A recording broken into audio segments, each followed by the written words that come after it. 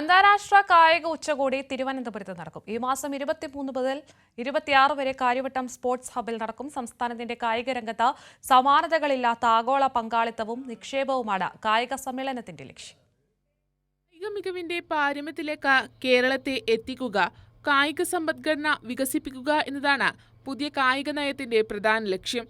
സംസ്ഥാനത്തിന്റെ കായിക രംഗത്ത് സമാനതകളില്ലാത്ത ആഗോള പങ്കാളിത്തത്തിനൊപ്പം കായിക രംഗത്തെ നിക്ഷേപം കൂടി അന്താരാഷ്ട്ര കായിക സമ്മേളനം ലക്ഷ്യം വെക്കുന്നുണ്ട്.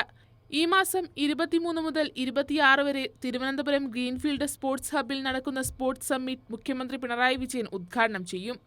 കേരളത്തെ കായിക മികവിൻ്റെ ഉന്നത തലങ്ങളിലേക്ക് എത്തിക്കുക എന്നുള്ളതാണ് ഏറ്റവും പ്രധാനപ്പെട്ട ഒരു കാര്യം. ഇതിൽ നമ്മുടെ ലക്ഷ്യവും അതുതന്നെയാണ്.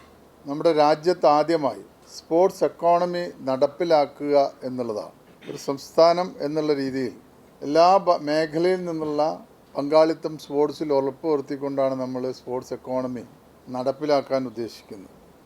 ഇത് ഏറ്റവും നല്ല രീതിയിൽ തന്നെ നടപ്പിലാക്കുക എന്നുള്ളത് കേരളത്തെ സംബന്ധിച്ചിടത്തോളം കായിക രംഗത്ത് മികവ് കൊണ്ടുവരാൻ നമ്മളെ സഹായിക്കും. അപ്പോൾ ഇത് മുന്നിൽ കണ്ടുകൊണ്ടാണ് അടുത്ത ജനുവരി ഈ വരുന്ന 23 മുതൽ 26 വരെ തിരുവനന്തപുരത്ത് ഒരു അന്താരാഷ്ട്ര സ്പോർട്സ് സമ്മിറ്റ് നടത്താൻ സംസ്ഥാനം തീരുമാനിച്ചു. കാര്യവട്ടം ഗ്രീൻഫീൽഡ് സ്റ്റേഡിയത്തിലാണ് ഈ സമ്മിറ്റ് സംഘടിപ്പിക്കുന്നത്. ഇന്റർനാഷണൽ സ്പോർട്സ് സമ്മിറ്റിന്റെ അനുബന്ധ പരിപാടികൾക്ക് ഈ മാസം 12-ന് കാസർഗോഡ് തുടക്കമാകും. ഇന്ത്യയിൽ ആദ്യമായാണ് ഒരു സംസ്ഥാനം സ്പോർട്സ് ഇക്കണോമി വികസിപ്പിക്കുന്നത്.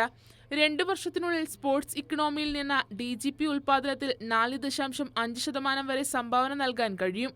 ആദ്യമായാണ് ഒരു സംസ്ഥാനം ഈ പരിശ്രമം നടത്തുന്നതെന്നും മന്ത്രി V. അബ്ദുറഹ്മാൻ പറഞ്ഞു. കൈരളി ന്യൂസ്, തിരുവനന്തപുരം.